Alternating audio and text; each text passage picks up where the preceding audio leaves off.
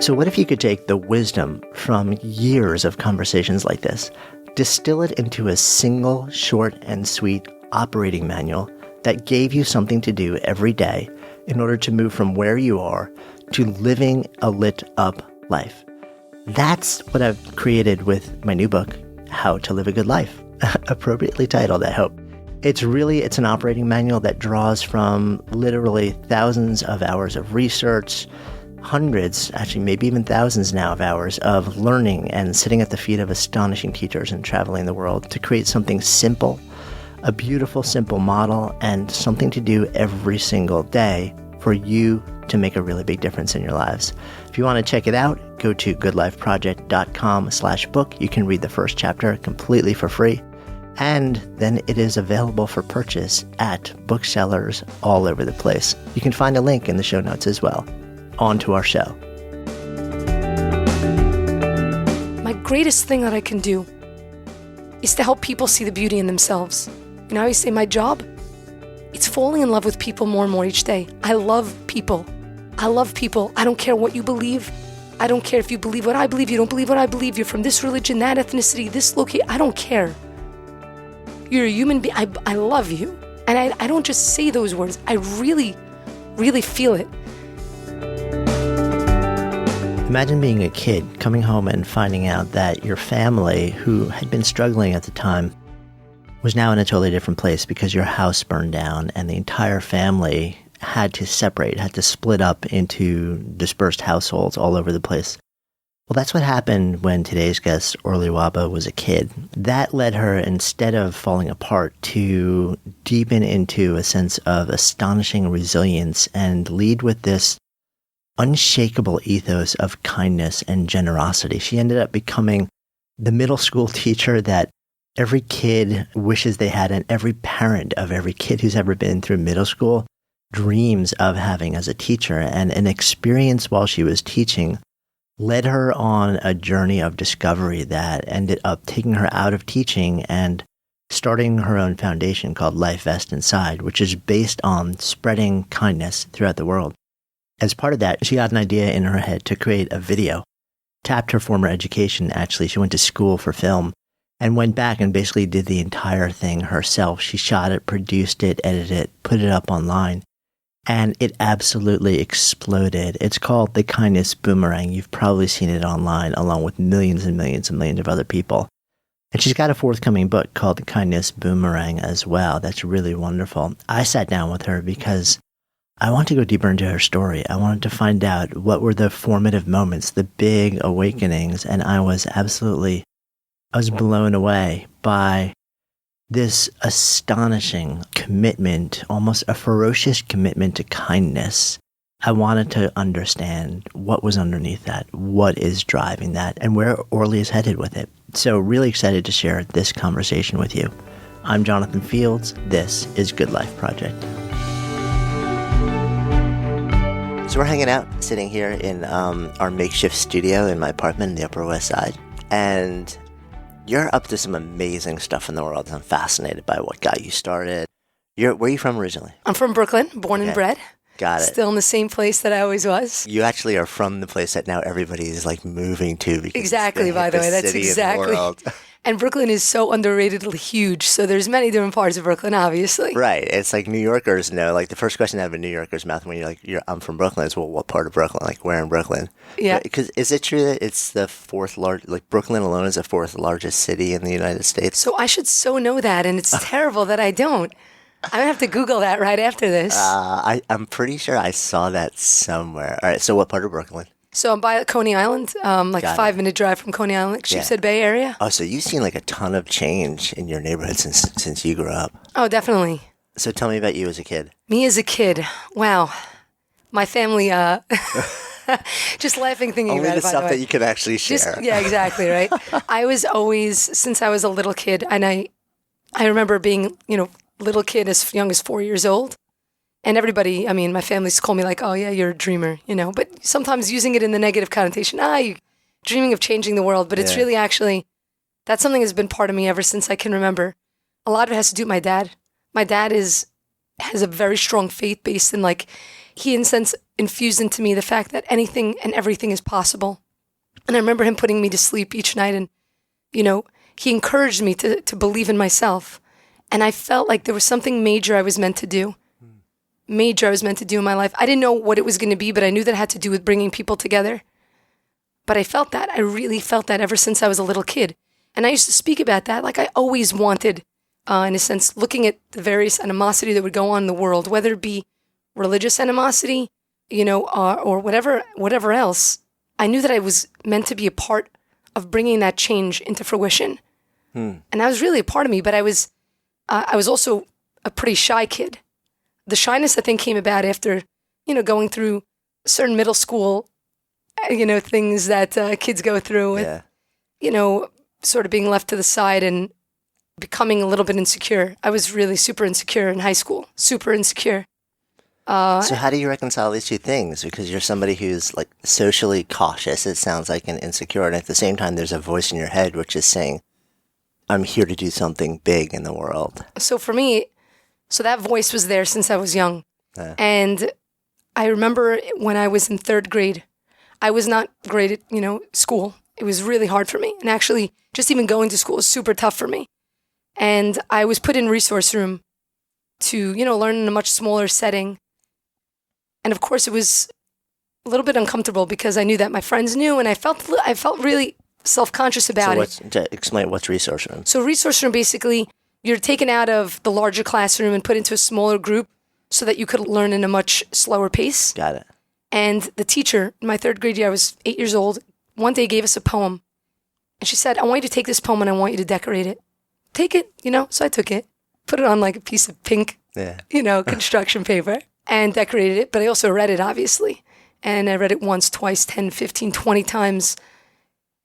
And that poem really spoke to me. And it's a poem by Walter D. Wintle. And it goes as follows. It says, if you think you can't do it, you can't. If you think you dare not, you don't. If you'd like to win but think you can't, it's almost a cinch you won't. If you think you'll lose, you're lost.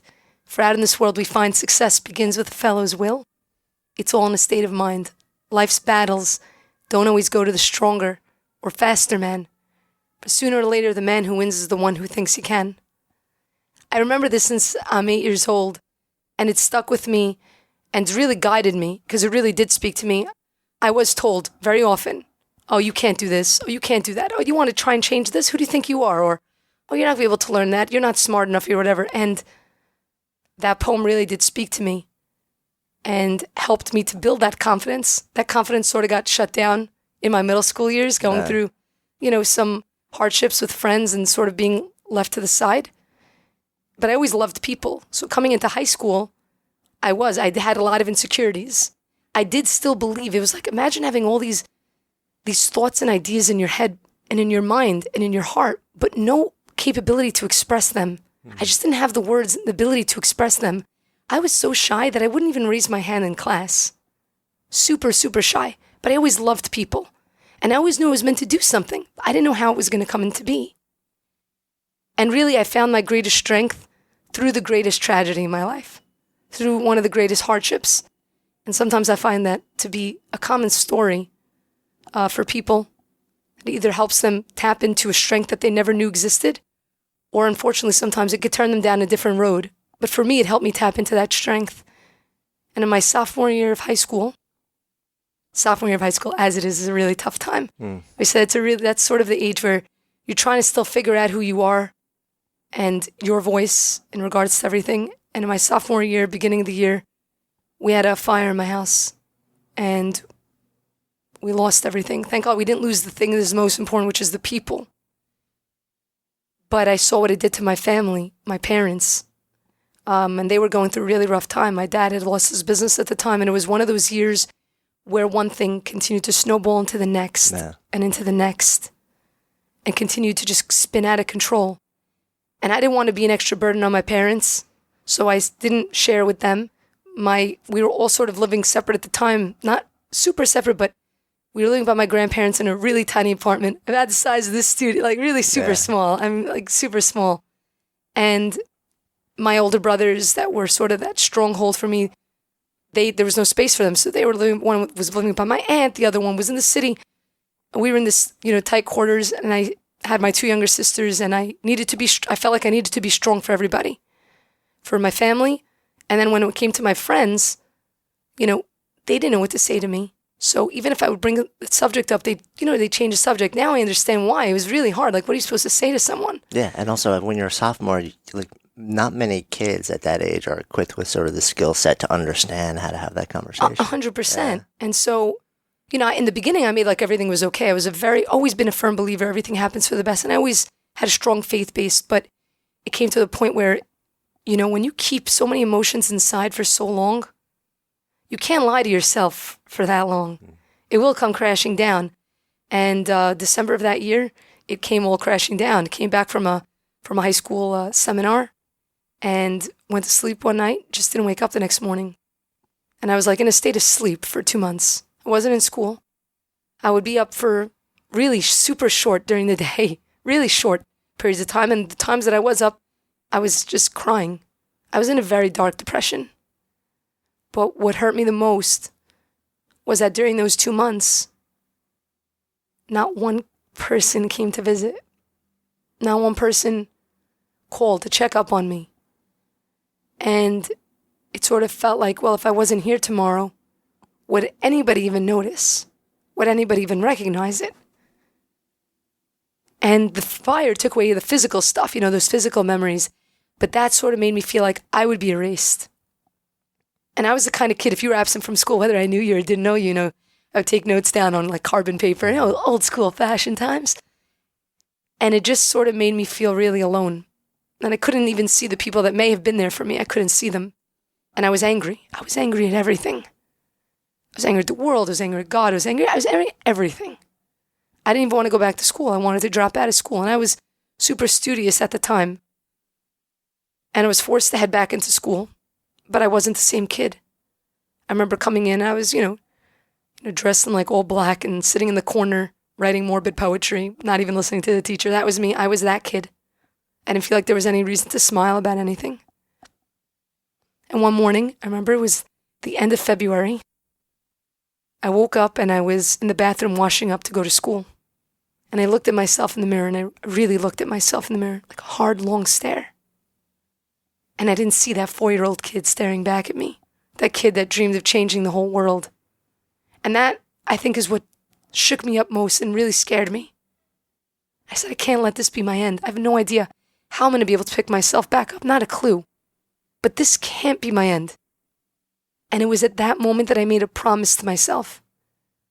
I tell you, this is a promise that guided me ever since. It guided me into my work that I did, in teaching for 7 years. It guided me to the work I'm doing with Life Essence Side. And it's guiding me to things that I still don't know yet are still on the horizon for me. And it was a promise to be there for people the way that I wished somebody would have been there for me. To see people the way I wish somebody would have seen me. And those next 2 years of high school were really tough. I mean, it was sort of like I was walking alone. Like, I didn't really feel like the friends that I thought I really had. And walking alone in high school is never an easy thing. But it afforded me the greatest opportunity in the world, something I would never, ever take back. It gave me the chance to do something that we oftentimes don't get to do, as adults even. And that's to fall in love with me for me. Not because I wanted that group to, think I was cool, or I wanted to be in that group of friends or that situation. It didn't matter. I got to fall in love with me for me. And what happened was that I started to find my voice. But it only came to a head in my senior year of high school. Like I told you, I was that shy kid who wouldn't even raise my hand. Senior year, the beginning of the year, we went on a seminar with the kids in our grade. And the teacher leading the circle, we were all sitting in a circle, and he was talking about obstacles. And I did something I never did before. I raised my hand, and I had something to contribute. And I always did have something to contribute, but the words just wouldn't come out. And at that moment, they did. And the weirdest thing, the kids that I used to be intimidated from were listening to me. And even weirder, coming up to me afterwards and asking me for advice. And what I found was that the more I gave, the more I healed. And the more I gave, the more I healed. And I became obsessed in love with this concept and this idea of giving that I knew was inside of me my whole life. I always loved giving. That's sort of where my strength came from. And I sort of came out of my shell completely. I remember my mom, she's like, what in the world happened to you? I started speaking in front of crowds of hundreds of kids, mentoring at-risk youth, getting involved in literally every after-school activity and project. I started getting involved in directing theater.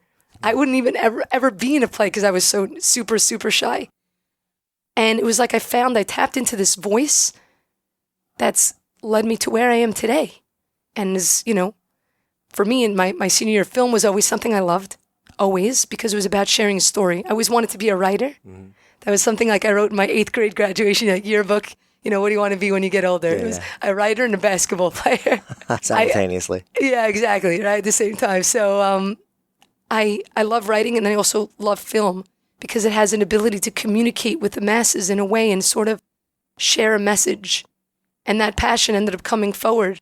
We never know when the different pieces of our life come together, the different puzzle pieces. It seems like it's a big mess. But every single experience we go through it for a reason. And the beauty of life is actually figuring out how those seemingly disconnected pieces, how they end up fitting together. That's the journey. Do you have a sense for what was going on with your family when you were sort of moving through this window of darkness? Because it seems like you have a really tight family. I do, and I love my family so much. And so were they all going through their own struggle simultaneously, or what was because I have to imagine if you have such a tight family and you see, your kid, your daughter, and clearly I'm sure they were aware of there's a lot of struggle going on with you. What was happening sort of around the way you were interacting with that in the family? The truth is everyone was going through their own struggles, and you're only able to see it really after. Yeah. Because when you're going through a struggle, you can't see past what you're going through. What was happening is I was continuing to dig myself into a hole and deeper until I had no idea which way was up or which way was down. And everyone was going through their struggles. It killed my parents. When we speak about this now, it killed them to see me going through that. I remember they had sent me, they wanted me to go and speak to somebody, and I was always the kind of person, I really had a hard time trusting that people really cared. I really did, had a hard time. So going to, let's say, speak to a psychiatrist, I didn't really open up, or I was sort of playing the game because I sort of was like, all right, you don't really care what's going on. Again, this is me as a 15-year-old kid. Right. So they were trying to find ways to help me because I wouldn't share with them, and I would just break down and a lot of times really cry alone because I was very strong. I didn't want to be that burden to them. But yeah, they were going through their struggles. My dad, I only found out some years ago that things were so tough because it was 6 years until I got back into my house. 6 years until we were together as a family. Wow. So we're talking about a sophomore in high school. I came back when I was like a junior in college. You're a whole different person. We were moving around to different places. We were in my grandparents' apartment, and then the following year, we were in another apartment, and then my parents were in Jersey, and I was by my grandparents. One of my sisters was with them, and the other sister was by my aunt. And it was really being separated during a very pivotal time in your life. And that I knew killed my mom because we are a very close family. And like my aunts, my cousins, they're like my second mom and my siblings, you know what I mean? Yeah. But my brother was going through lots of struggles. He had gotten kicked out of school at the time. So he was going through his own things. And my other brother got married that year, and I was going through struggles with that because it was like, I didn't want to give him up as my brother. And I sort of felt like, he's being taken away. And he was living by my aunt's house. And I felt like, he's a brother to them and he's no longer a brother to me. So I felt so alone. And my sister right underneath me is 6 years younger than me. So I was 15 at the time. She was 9. Right. The other sister's 13 years younger than me. It's a big age gap. So I just sort of felt really just in the middle, like really not knowing where to go. But like I said, I only found out some years ago, there were times where it was hard for them to, put food on the table even. But the beauty, my father, my mother, they're so super strong. My dad really is he's a beacon of optimism. He never, ever made us feel like we were lacking anything, ever. And no matter how hard times got and how many times people have hurt him, because he's such a kind person, the thing he always says is it's all good. And God is big. It's all going to be good. He has such a strong faith base that he instilled that in me since we were kids. Like, I remember some of the best memories I have is being kids, like Friday night, going to my parents' bed, and they would tell stories, and stories of character, stories of strength, stories of kindness, stories of empowerment. You realize that now, but those things have an effect on your development as a person. So yeah, everybody was going through their struggles. It's difficult to say that I knew what everyone was going through because I was so much in my own everybody's just doing. I mean, you've got to be so inwardly focused at that And there time. was so many struggles that happened. There were crazy tragedies. That wasn't the only thing. It was like a snowball of so many years. I remember the day that we moved into the house. We were going to lose the house. That's how bad just finances were. And when we finally moved back into that house, the house that I'm still in today, we moved in, there was not even floors, there was no bed, there was nothing. It was like we would get splinters when we would walk on the floors. But moving in, I remember my whole family being there. We were all in tears because it was such an emotional day, because it sort of culminated this entire period of this just struggle. And being back in that place, knowing how close we were to losing it, it was very emotional. I remember crying myself to sleep that first night being there and just saying, how grateful I feel to have made it through and to have my family with me. Even though at the time when I was going through those struggles when I was 15, I didn't feel like anyone was there. Even my family. Not because they weren't, but because I couldn't let them. Yeah. Wow, I'm remembering so many things right now just talking to you. It's pretty intense. But it's so powerful. And you can feel just in conversation with you that this one has the force. There's a lot of layers. There's a lot of layers But also, I mean, it's so clear that there's such a strong focus on who you are as a person that I have to imagine from your parents and from your family, that sort of seems like it's probably the glue that allowed you all to come back together at some point. When you hit senior year and you went on that seminar, and for the first time, you're like, this is the moment where I'm raising my hand. This is the moment where my voice gets set free. Do you have any sense for what made you say it's now? The truth? Again, I think it was those 2 years of really giving myself a chance to fall in love with me for me. I wasn't focused on seeking validation from others. And so often, everyone is, it's all about how we look, how we come out off to people. I was just being me. And I was okay in my skin. And it didn't matter to me whether somebody would accept me or not accept me. And I feel like that's why I was able to come out. I was able to tap into something that from there, it was like a snowball. And something cracked open. It was something cracked open. It was like all those feelings from when I was a 4-year-old kid. I knew it was going to be something big, and I knew it had to do with bringing people together. My greatest thing that I can do is to help people see the beauty in themselves. I always say my job, it's falling in love with people more and more each day. I love people. I love people. I don't care what you believe. I don't care if you believe what I believe. You don't believe what I believe. You're from this religion, that ethnicity, this location. I don't care. You're a human being. I love you. And I don't just say those words. I really, really feel it. And I feel that the reason why sometimes animosity exists is because people don't truly love who they are. So think about that for a moment. If you really love you, it's not about arrogance, and people always confuse arrogance and confidence, and they're two completely opposed things. If you truly love you, then loving others becomes easy. When you feel secure in who you are, you're now willing and able to accept others for who they are. That's where the magic lies. That's where change lies. I always say we want to really change the world, help people believe more in what they believe in, because if you really do believe, you're okay with other people believing differently. And I think that was the greatest strength. It was being able to accept others and help them see that beauty. That's why I went into teaching. I didn't want any kid to feel like they're not being seen.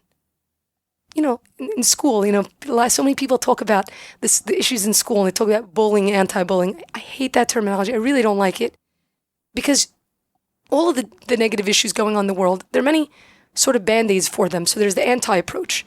Bullying, anti-bullying, depression, anti-depression, war, anti-war, drugs, anti-drugs. Utilizing something negative to fight against something negative This is not a math equation. It's not bringing you something positive. It's understanding the root core to why that issue actually comes into fruition. And that's what the work that I'm doing is all about. It's asking the continuous question of why. Why is that issue there? And keep asking why and why and why. And what you find and what you discover that it stems from a lack of self-value and self-worth. People not recognizing and realizing that they do in fact matter, that they're significant, that they're unique, that there's something they could bring into this world that no one else can. And that while they might be 1 in 7 billion people in this world, the number that matters the most is that they're one. The moment that you open up the gates and you help a person see their value and recognize that they could become a giver in their own right, that giving doesn't just have to come from your pocket. Everybody has something unique and significant that they can give. Now you open them up to all the world of possibilities that lay before them. You empower them to pursue achieving things that they never thought would be possible. And that's when we come up with new innovations and new discoveries and new ways of solving so many of the world issues by simply empowering each person to know that they are part of the solution. Without them, it just doesn't work. Every person is significant and unique. So you decided then also that your starting point is going to be going back to almost like the window in your life where the real struggle started, which was middle school kids. Yeah. And you ended up being a teacher. I ended up being a teacher. I always loved kids. I went to college for film production because, again, it was about... Oh, no kidding. I love film. And I remember when I graduated, I started actually a small film company. I went to Brooklyn College for film, and I won my thesis project, won an award, and I started a small film company. I wanted to do this film, and I said, I'm going to do a film that's going to reach the world, and then I'll go into teaching. And I ended up having a great opportunity right after I graduated to sort of teach. It was only going to be a 6-week position. The school fell in love with me. I fell in love with the school. But teaching was one of those 7 years were the most transformative of my life. Because it wasn't about teaching the facts and figures. I always said, the things I was teaching more than anything was love and belief. Love of self, belief of self, which leads to a love and belief in others. And it wasn't like, we spoke about kindness, one day a week or once a month or once a year. It was something incorporated into every single classroom discussion. My greatest goal was helping kids be able to see that everyone else, even the kids that are like the popular kids, have the same struggles. They just come off differently. That the person, and again, being bullied or the person that is considered the bully, and again, not loving that terminology, really, they're going through the same struggles. It's just the way in which they're expressing themselves is different. And helping to show that to the kids. And the greatest tool to empower, because really, the core of everything, as you hear, is really about empowerment. That's really where it stems. That's where the strength is. That's the secret sauce, I would say. Yeah. Greatest way to empower is through kindness. Because when a person's engaged in active giving and active kindness, why is it that a person feels so good when they engage in kindness? Why do they feel so good? Because in that moment, they're catching a glimpse of their value and they're being validated for the right reasons. It's not about what society tells us should validate us. It's not about how much money we have or how many friends we have or how many people like our Instagram picture or whatever. It's the lives that we touch. And in that moment of giving, we begin to recognize that that's our true sense of validation. Happiness only comes from within you. And it's the simple things that every person can do. So how does this go down when you're in a room with middle school students? Because your average middle school student is massively inward focused because you've got so many social struggles and like all you care about. I mean, middle school is about social pecking order to a large, and I've heard middle school teachers kind of say like, our job is just to get them through this. Like it's survival. It's not flourishing. It's not thriving, which I understand that lens because it is very often such an emotional, tumultuous, like just trying to figure out which way is up window for kids. And at the same time, it saddens me to hear that lens as if our job is just to shepherd kids through and make sure they get through, like not too beat up, so that then they can get to a place where they start to explore themselves and, discover and realize. How do you work the conversation about kindness into it in a way where it doesn't sound like, oh, the teacher's telling us about kindness Exactly. again, but actually, like, how do you get them to embody it? That's a great question. I mean, first of all, I would say, I don't think it's just about seeing them through. I think it's middle school, in my opinion, is such an important time because that's laying the groundwork to actually strengthen them. I've seen kids come in from the beginning of the year to the end of the year with a tremendous amount of confidence, and confidence leads to other things as well, not just social, like feeling socially connected, but also academic success. And I've seen them flourish in that sense. But to answer your question, it was never about talking about kindness, like, hey guys, it's important to be kind. Right. Because it doesn't do anything. that doesn't do anything. Especially at that age. And even with what I'm doing with the organization in general, it's not about the word kindness. I always say, if I was going to use one word to describe this organization, that word would not be kindness. It would be empowerment. How do you teach kindness? It's not something that you're like, you have to do this. And in my classroom, it was never, you have to do this and you're not supposed to do this. It's about, again, those two words, love and belief, instilling it into the classroom discussion. So with whatever subject matters that you're teaching, this is very much what we're doing in terms of the educational curriculum that we developed.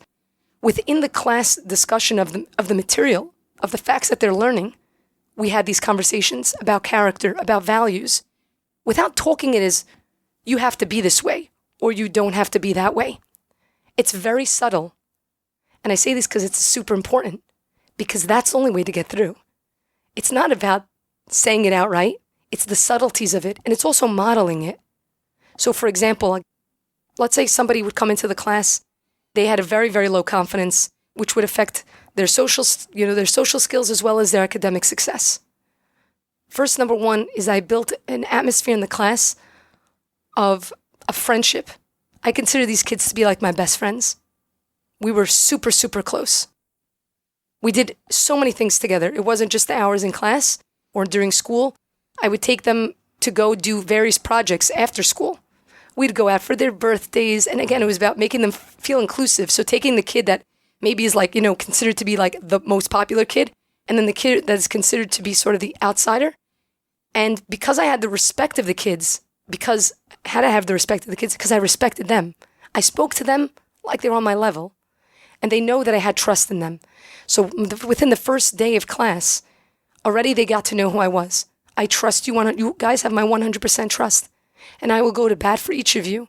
But it was understood that if you lose trust, that's where it becomes difficult. So there was a real sense of connectivity within the classroom from the very, very, very beginning. And within the topics that we were learning, these concepts of character and values was very much embedded. On top of that, Fridays we would leave to have, it was called in Hebrew, because I taught Hebrew studies, we called it Sicha Donut Day. Sicha is having a conversation. Every Friday we bring snacks in, and we'd have a conversation. Now, little did they know, it very much connected to what we were learning. And we would talk about things that have to pertain to them, what's going on in their life, and how the things that we're learning within our classroom, what message, what lesson could they take from it that's answering a question that's going on in their life. They had journals that they would write after we would learn a specific subject matter. I said, we're learning this because it's answering a question that's going on right now in your specific life. So they had, an activity to do what? To take one specific thing we learned and show how that was answering something that was currently going wrong in their life. What was the lesson that they could take from it? It wasn't just about the facts and figures. Once you connect it to their everyday, they're excited to learn. So I had parents come to me and say, Orly, I understand. Why does my kid only want to do work for your class? Like, why do they get so super excited? I would have a kid, for example, a student that was failing. When I say failing, I don't mean getting 60s. I mean getting 30s, really struggling. And those were the kids I loved connecting with even more so, because the kids that are getting hundreds are going to get hundreds with or without you. But the kids that are struggling, oftentimes, the reason they don't like learning is because it's hard for them. I knew what that was like. I had those struggles as a child, and a fifth grade teacher of mine was able to connect with me that suddenly, boom, things flipped for me. And I went in 1 year from being in the lowest class, my sixth grade year, to being in an honor class in 1 year, just because something clicked. Everyone can learn. It's just the method in which you teach them and helping it click for them and empowering them. So even if they would fail a test, instead of being upset, or I would sit with them and I would let them know how proud I was of them. What do you mean you're proud? I got a 50.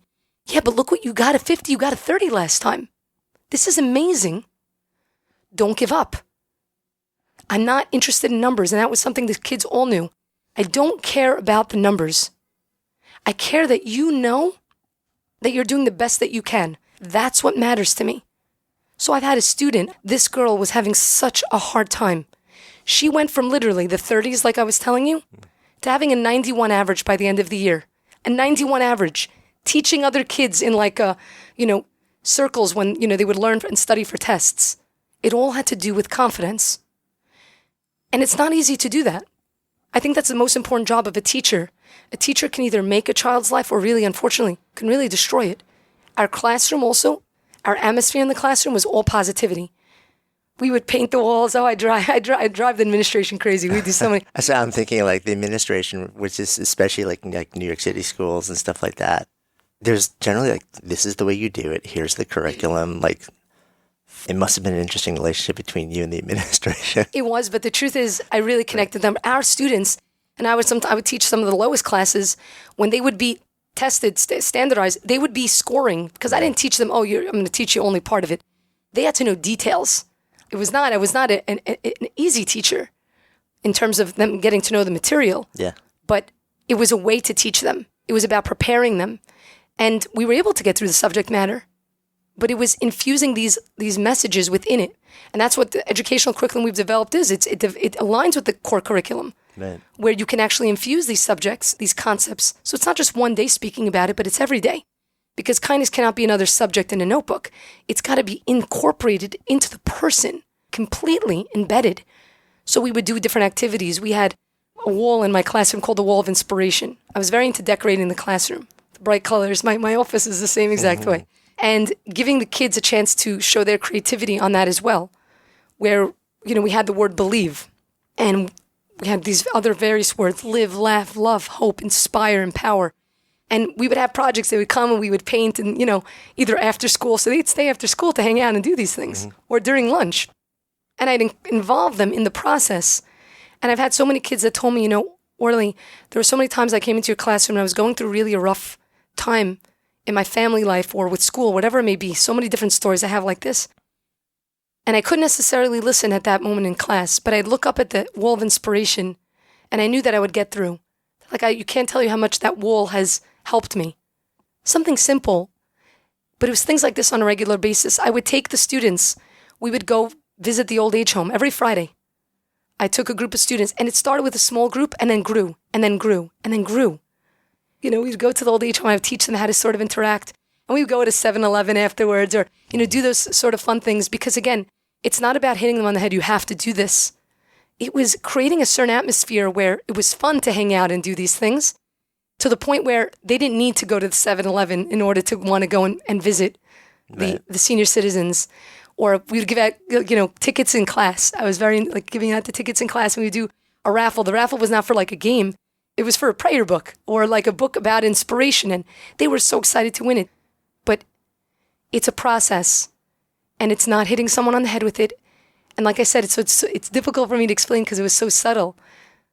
Because at that age, I remember I was terrible with my mom.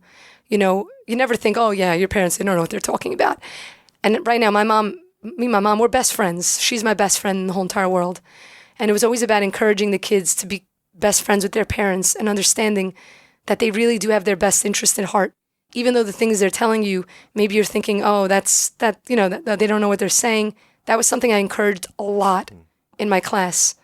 And it was so vital and so important because it's true. Your parents always are going to have your best interest at heart. And if students at that age have that respect or learn to get that respect for their parents, that they're going to be okay moving into the high school scene because they have that. It's super, super important. I could tell stories upon stories of wins that have happened through the years of teaching. And one of my most valuable possessions that I own, God forbid tomorrow someone was going to come and take everything I have. This is the one thing I would keep. It's 5 books of letters from students over the course of my 7 years teaching that are busting at the seams. 5 books of letters.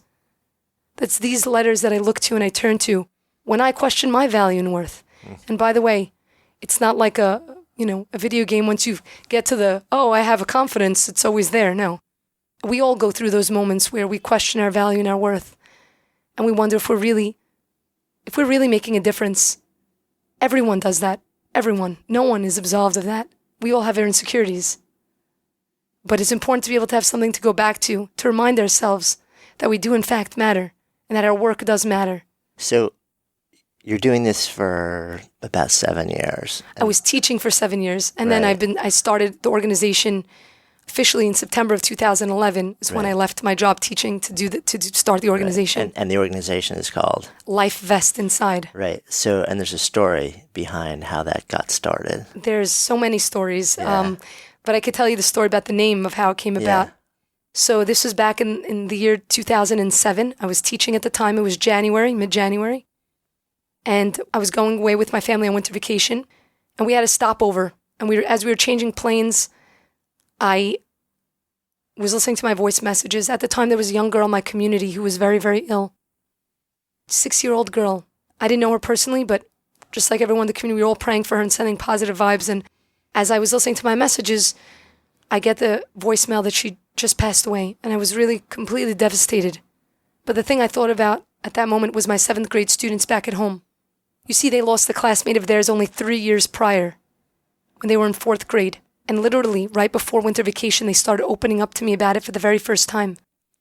And asking questions that are not easy to answer. Why do bad things happen to good people?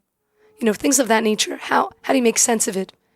And I just started to be able to get through to them. So I said, what am I going to do? I know when I get back home, they're going to hear about this. How am I going to be able to explain how something yet again so tragic and devastating happened? How do you stay afloat in a world that sometimes seems to be pulling you downward? How do you find that order within the chaos? And I get onto the plane, and the stewardess ended up putting me in a seat I wasn't supposed to be in. But as I mentioned earlier, I'm a very firm believer that everything happens for a reason. And so I'm sitting down. I literally had tears in my eyes with all these thoughts running through my mind. How do you stay afloat? I'm looking up, and how do you stay afloat? And I looked to my left, and right there on the wall of the plane was a small sign that said on it 3 words that I didn't know at the time would change the course of my life. And it said on it, Life Vest Inside. And I looked up and I smiled, and I said, I got it. The message I took was, your life vest, your ability to stay afloat in a world that sometimes seems to be pulling you downward, it's inside of you. It's through the kindness that you give to others and through the kindness that others give to you that we keep each other afloat, because we're not going to be able to stop the mishaps and the curveballs and the hardships from coming our way. They're going to come. But what we can do, what we have the power to do, what's in our ability to do, is to throw somebody a lifeline, a life vest of kindness, that even though they're still surrounded by those waters, they're still surrounded by those troubles, that vest is the difference between life and death. It's what keeps them afloat and gives them the hope that it's going to be okay. And when I got back, I started a journal. As I was telling you earlier, that the kids would write a journal entry called Life Vest Inside, that after every topic we would learn, I asked them to find what was the message to you within this topic. And we started doing these acts of kindness cards. Each card had a different act of kindness in it. On the back of it, it said, please perform the act and pass the card to someone else. Let's keep the kindness going. Because kindness, through the small things that we do, like I said earlier, empowers us. And I wanted them to begin to recognize their value and their ability to impact change, even if they're kids and people tell them they can't. I remember people telling me that too. But I believe strongly that it's the kids in this world that are going to change this world. To never ever lose sight of that. Never lose sight of your dreams, of your beliefs. To keep holding them, even when people tell you it's impossible and you're crazy. Follow your passion and follow it with all of your heart. Because that's what should guide you. So we did various projects, acts of kindness cards, different activities to really empower the kids to recognize their value. That was what the main focus was. And then a couple of years down the road, during a classroom discussion where I said, I have a dream myself. Imagine if we made these cards in so many different languages and we made thousands of them and we got them out there. And it was in a class discussion where I was having them actually write down their dreams for the future. Because I put together for them like a yearbook that I gave to them. I always used to have them write themselves letters to their future selves that I sent to them years after. Mm-hmm. That's one of my favorite things to do. And it was then that I, in a sense, started dreaming bigger. And in that summer, I created a pamphlet with Life Vest Inside. Mm-hmm. I wrote like a little segment about what Life Vest Inside means and the idea is that kindness keeps the world afloat, and that our greatest life vest, our ability, that stems from inside of ourselves, that we are our greatest strength, and that when we give, we receive in a tremendous way. And the following summer, I shot the film Kindness Boomerang. So everything comes full circle to your film then, also at that point. 100%. So you start this thing, and then you're building in the classroom, and it's becoming its own entity at this point. Was the idea, what was behind, what was the thing where you were like, this needs to be a film? Well, what happened was I decided I wanted to start Life Vest Inside as an organization about spreading kindness, but not just about spreading kindness, about empowering people and helping them get from inspiration to action, because it's easy to inspire people. Right. The question is, how do you make the bridge? And that's what the organization is all about, helping to make the bridge so that the inspiration doesn't just fade and then everyone goes back to how it used to be. And so it started with me, figuring out, okay, I have to have a website. I wanted to create images that had to do with kindness. I said, wait a minute, Orly, you have a background in film. Why don't you film this? And I had the summer off from teaching. I was super nervous. It had been 7 years since I'd done film. I was so not confident in my capabilities, but something inside of me was speaking. And it was that 4-year-old kid that was speaking to me really loudly. So I said, I got to do this.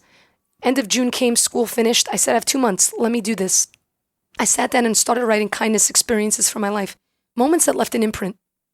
I had hundreds of them. I remember all on Post-its on my wall. It was like a scene out of A Beautiful Mind. Mm-hmm. And I said, imagine if I made that each one of these was able to connect one to the next to show the fluidity of kindness and how it can easily pass.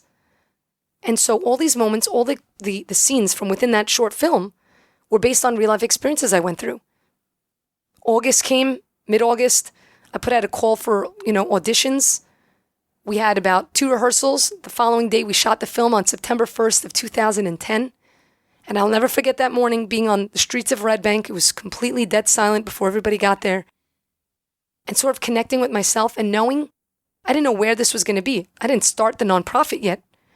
But I know that something major in my life is about to change. And I knew it was going to reach people. I didn't know how.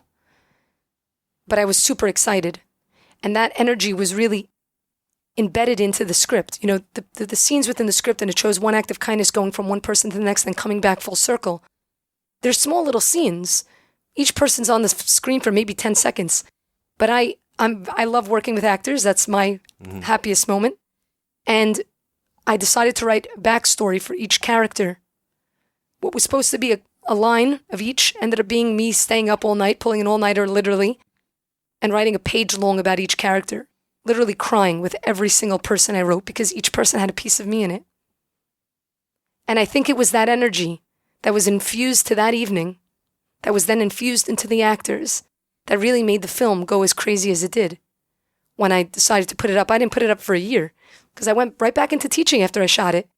And that's when I said, wait a minute. Again, that 4-year-old dream was dreaming bigger. And I said, I got to take this leap of faith. I love teaching. Nobody ever thought I would leave teaching. I was like the crazy teacher who was jumping with the kids and having so much fun. And in December, I went to the school and I said, I have to take the following year off. Planning to take 1 year off to see what would happen if I put my all into this dream. To not let it just be a dream that I will in the future say, oh, I could have, should have, would have. But actually not be afraid to fail. And I took that following year off. Put the film up online. It was October. September starts the school year. I was like, how come things are not moving? I'm a very big perfectionist. And I said, enough with being a perfectionist. Just share this with people. I know, put it on YouTube. I didn't know anything about social media. And it just went off. I thought that was a natural thing to happen. And all I was doing for those few months was responding to people. Tens of thousands of comments coming on the video. And literally responding to every comment. Do so till this very day. And connecting with people in a way like never before. People from every different religion, from every different culture, from every different background, all speaking the same words of kindness, and even mediating, because you would have, sometimes there would be fights that would ensue. You would think, how can a fight ensue on a video about kindness? Well, some people would say, oh, this is what we believe in our religion, then you have another person coming and attacking them, and I would come in to mediate the situation. And what ended up happening is that these two people that were so against each other in the beginning, this is what I love seeing the most, would end up seeing the other perspective and becoming close. And people that, had a negative image in the beginning started becoming like diehard fans. And it was wild and amazing to see how just a few words of kindness, how helping to show a person another perspective, not telling them that they should change what they believe. You have to always acknowledge what a person feels. But being able to show them another side, it was wild. And from that film, everything really grew.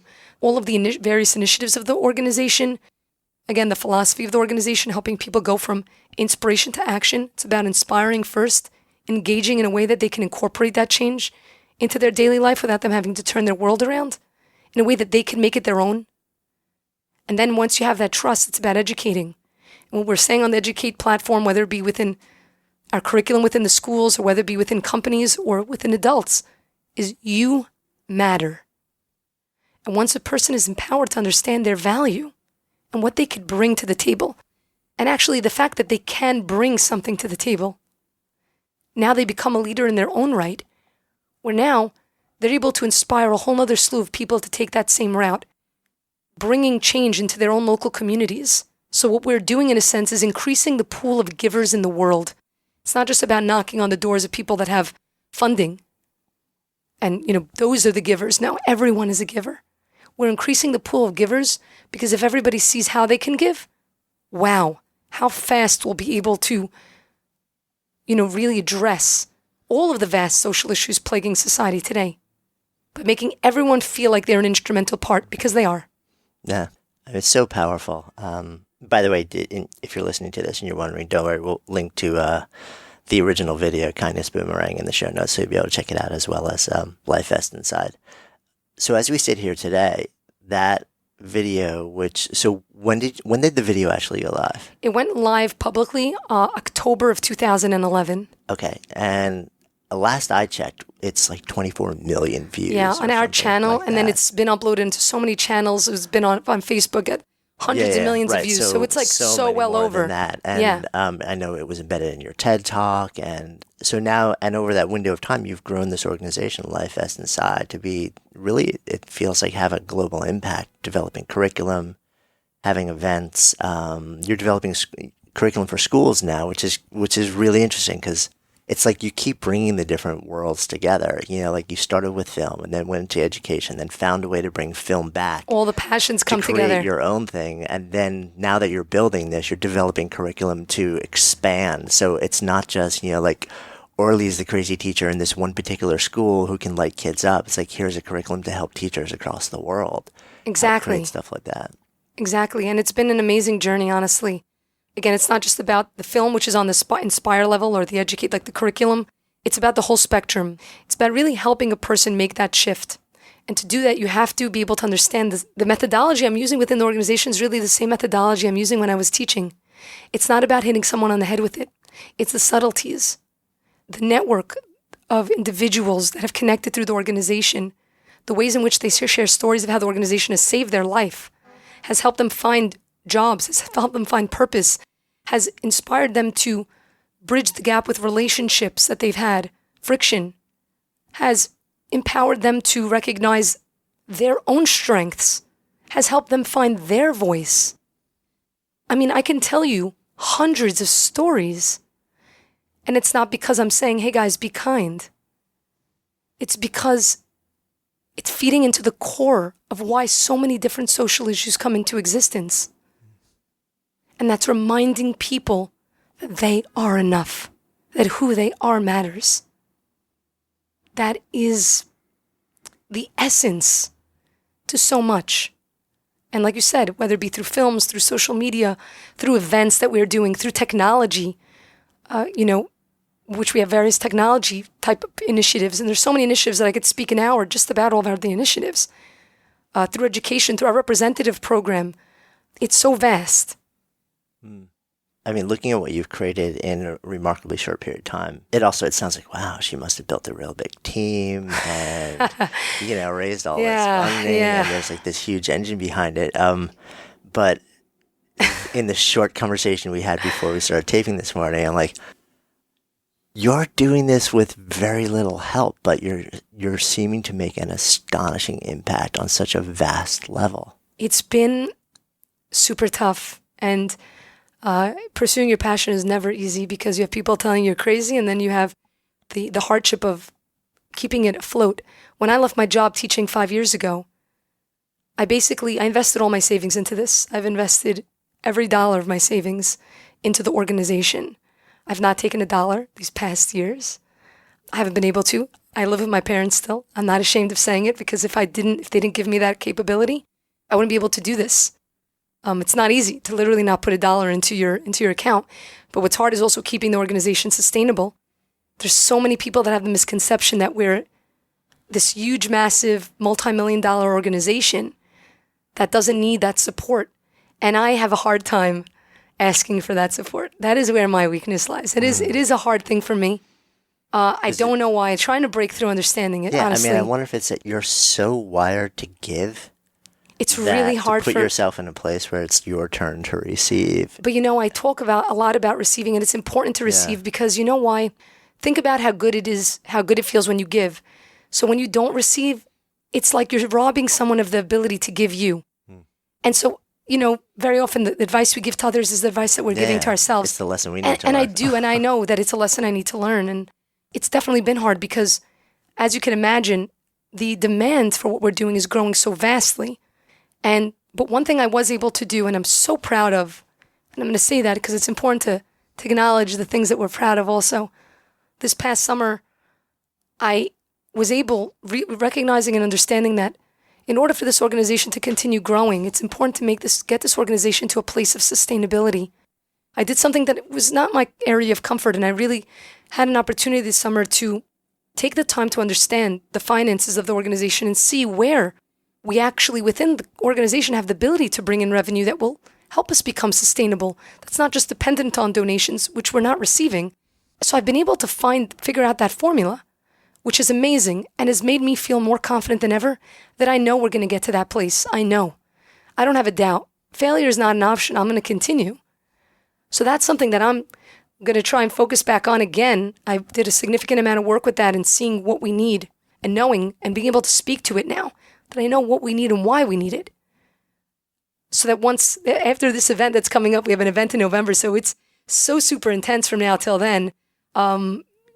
Just bringing on people, hence my voice totally being lost. Going back to that, because to me, getting the organization to a sustainable and healthy place, to have it run on its own accord, that is key. Because the world can't afford for it to not. We need this right now. And I know that from seeing the people's lives that it's been impacting. We have an amazing track record of success with each and every one of our initiatives. Imagine if we had a little bit of funding. And also just seeing the state of the world and how much it needs. It needs this message. How do you be kind to yourself along the way? It's very tough, and it's something I have to continuously remind myself because I know that that's a message I send out to the world as well. It's important to be kind to ourselves and think about the life vest. When you go on a plane and they tell you, right, put your mask on and then help somebody else put their mask on, there's a reason. Is because if you're feeling weak, you're not able to give from a place of strength. People sometimes misinterpret kindness and giving. There's two types of giving. One that comes from strength and one that comes from weakness. One that comes from a sense of abundance and one that comes from a sense of sacrifice. If you're giving, when you give, feels like you're sacrificing your time or whatever and you feel sacrifice, that means that giving, it's an indication that it's coming from a place of weakness. It's better not to give from that place because then you'll come to actually resent that giving. Giving from a place of abundance, that is healthy giving. So I'm going to tell you a story. A lot of people think, oh wow, Orly, because I am on very high energy all the time. Right now this is me on a low level of energy. Like I'm on a super high level of energy. People are like, you must always just be on this. I said, no, that's a misconception. That's not true. There's times where I can crash or feel like low. And one of those times was just yesterday. And I'm not ashamed or embarrassed to say it because it's important for people that are also talking about all the good they're doing to also talk about the struggles. So little people talk about the struggles. People compare themselves to others. Oh, wow, they're so far ahead. How can I possibly do? No. Everyone, even the most successful people that you look at, that you think they have it made, how are they doing it? They have struggles. Yesterday, I was at an all-time low energy. Came into work, had no voice. I've been pulling a few all-nighters, like 6:30 a.m. working days, and like just continuing to push myself. Because when you're doing work that feels good to also do, you can sometimes forget yourself in it. Because you know you're doing good work. So it's not like you're working, and I know I'm not even taking anything from, so I'm continuously giving, and I love giving. But yesterday I felt really low energy, and I felt the weight of the world on my shoulders, honestly. That there's so much to do, and I know I have to just do this small thing, and every person's like, oh, but it's only a small thing you do for me. It's only a small thing. But all these small things add up to a lot of things. And it came to a point in the day, and I said, I never leave work at 6 p.m. And I said, I have to go home.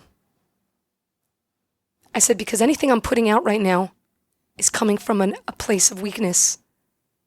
Is coming from a place of sacrifice, and I'm not putting that out into the world. It's not something that has to be spoken. It's an energy that's felt. And so I left work at 6 p.m. But I got to tell you a story that happened to me on the train as I was coming home. So I'm on my way home, and I'm feeling like, oh my goodness, I was hunched over walking onto the train. Just not knowing, how am I going to do this? Like, I was so tired. And I sit down in a seat, and I take out my computer, and I start working, but like easy working, getting work done that's going to make me just feel more calm. And I'm like typing away like super fast, and I'm a very focused person, so when I'm doing something, I'm like totally zoned in. And then maybe, I don't know, 30 minutes into the ride or 20 minutes, I look up and I see this older woman standing there in front of me. So I said, excuse me, miss, do you want to sit down? I'm so sorry. She said, no, I'm getting off in a couple of stops. I see you're typing away, you're working real hard. I closed my computer, I put it away. I said, no, work is important, but people are more important. Put it away, got up. I said, please, do me a favor, sit down. And we started getting into a conversation. The energy level that I felt getting off of that train, it was like somebody lit a fire under me. It was like, I can't even tell you. It refocused things for me in such an amazing way. And sometimes when we stop and slow down and take those breaks and be a little bit kind to ourselves by saying, I'm going to go home right now. You know what? I'm going to sit down. I'm going to watch a movie right now. I'm going to give a little bit to myself. What happens is, and when we come back to that work, we're infusing it with a lot more meaning. And very often in those moments of taking a break, we create these interactions. These interactions come to us. They're there all along, but we're not able to see them just because we need to put our chin just a few inches up and see people. That's the power of giving to ourselves. The amount of energy and the momentum and the purpose and the passion and the focus is so much greater that it totally supersedes those few minutes or that half hour, that day. No. So I want to come full circle with you. So the name of this is Good Life Project. So if I offer that term out to you, to live a good life, what does it mean? To live a good life means to recognize gratitude, to have gratitude for the things that you do have, to be able to see the beauty in you and be able to help others see the beauty in themselves. I think that to me is really what captures what a good life is all about. Thank you. Thank you. Hey, thanks so much for listening. We love sharing real, unscripted conversations and ideas that matter. And if you enjoy that too, and if you enjoy what we're up to, I'd be so grateful if you would take just a few seconds and rate and review the podcast. It really helps us get the word out. And you can actually do that now right from the podcast app on your phone. If you have an iPhone, you just click on the reviews tab and take a few seconds and jam over there. And if you haven't yet subscribed while you're there, then make sure you hit the subscribe button while you're at it, and then you'll be sure to never miss out on any of our incredible guests or conversations or riffs. And for those of you, our awesome community who are on other platforms, any love that you might be able to offer sharing our message would just be so appreciated. Until next time, this is Jonathan Fields signing off for Good Life Project.